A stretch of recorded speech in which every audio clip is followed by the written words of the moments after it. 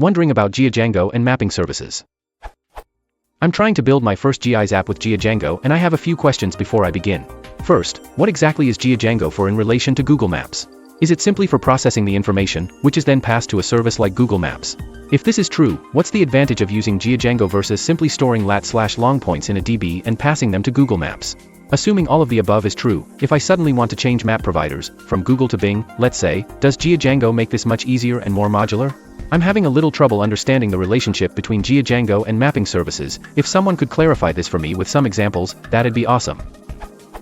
Next, if I have an existing project in GeoDjango that I want to integrate that uses MySQL, should I move everything over to PostgreSQL because GeoDjango doesn't work well with MySQL? What should I do in terms of databases?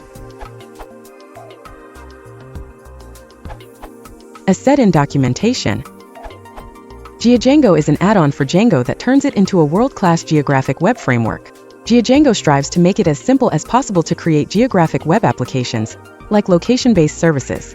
Some features include Django model fields for awk geometries, extensions to Django's ORM for the querying and manipulation of spatial data, loosely coupled, high-level Python interfaces for GIS geometry operations and data formats, editing of geometry fields inside the admin.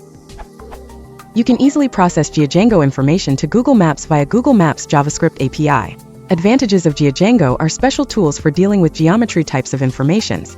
For example, such kinds of fields: geometry field, point field, linestring field, polygon field, multi-point field, multi-linestring field, multi-polygon field, geometric collection field, and base-level integration with spatial databases and geospatial libraries. Geo, Project 4, GDAL, GeoIP, PostGIS, Spatialite. If you want to keep ability to change map provider in future, it's recommended to use front-end map, back-end GeoDjango architecture. In this case, you can change front-end or switch between different maps easily. I recommend also migrate to Postgres because it has a various tools such Geos Project 4 PostGIS libraries that may be useful for dealing with spatial data. MySQL has limited functionality as said in documentation.